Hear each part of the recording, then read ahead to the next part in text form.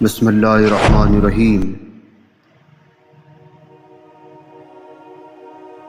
رب اشرح لی صدری ویسر لی امری واحلل عقدۃ من لسانی یفقہوا قولی۔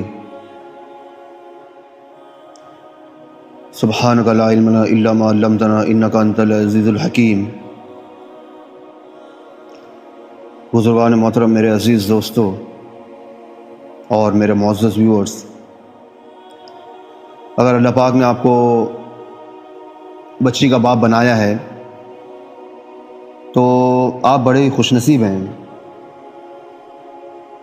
اگر اللہ نے آپ کو بیٹی کا باپ بنایا ہے، اللہ پاک نے آپ کی جنت آپ کی نگرانی میں دے دی ہے۔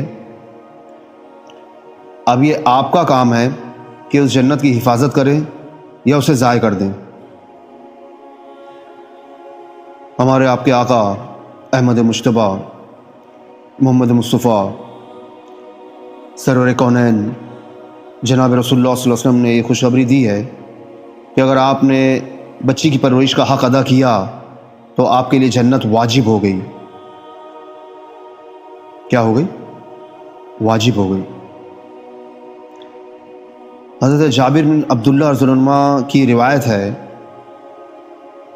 کہتے ہیں کہ پیارے آقا نے ارشاد فرمایا، جس شخص کی 3 بچیاں ہوں وہ تینوں کو اپنی سرپرستی میں رکھے، ان کی ضروریات پوری کرے اور ان پر رحم کھائے۔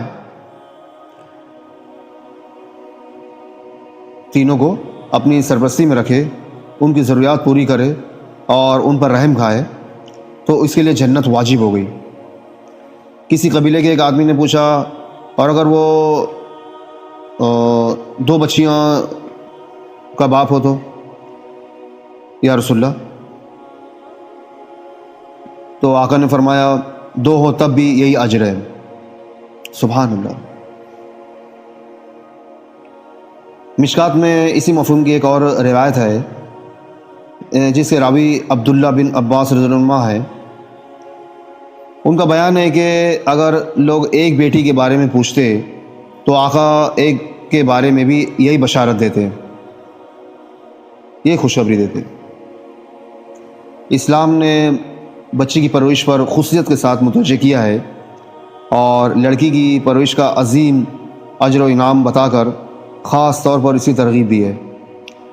دراصل لڑکی ایک کمزور مخلوق ہے، برسوں تک سالوں تک اس کی پرورش اور کفالت کے بعد بھی اس سے یہ توقع نہیں ہوتی، اس سے یہ امید نہیں ہوتی کہ یہ اس کا کچھ دنیاوی صلہ یا بدلہ والدین کو دے سکے گی یا کما کر لا سکے گی۔ اس سے کسی خدمت کی توقع بھی نہیں ہے، اس لیے کہ جو ہی یہ خدمت کے لائق ہوتی ہے یہ کسی دوسرے کی خدمت کے لیے حوالے کر دی جاتی ہے، سسرال چلی جاتی ہے۔ کوئی آڑا وقت آ جائے تو مدافعت کا حق بھی ادا نہیں کر سکتی۔ ان حالات میں اگر اسلام کی تعلیم آدمی کے سامنے نہ ہو تو اندیشہ ہے، ڈر ہے کہ وہ لڑکی کی پرورش کا حق ادا نہ کر سکے۔ ان حالات میں اگر اسلامی تعلیمات آدمی کے سامنے نہ ہو تو اندیشہ ہے، ڈر ہے کہ وہ لڑکی کی پرورش کا حق ادا نہ کر سکے اور اس کو وہ پیار و محبت اور عزت و مقام نہ دے سکے جس کی حقدار ہے وہ۔